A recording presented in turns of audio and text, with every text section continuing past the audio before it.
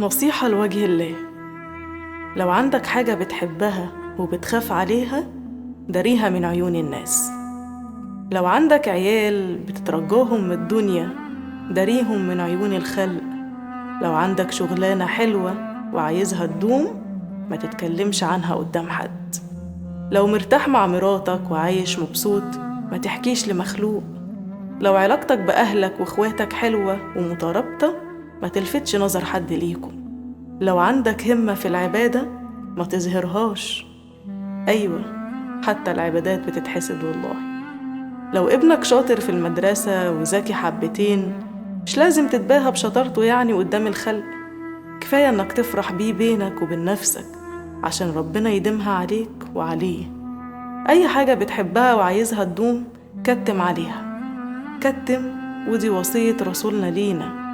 مش عيب على فكرة، محدش هينفعك. الناس بقت ما بتطقش تشوف حد قدامها كويس. الناس بقت وحشة. الناس بقت بتستكتر كل نعمة تشوفها، وأي خير يبان عليك إلا من رحم ربي.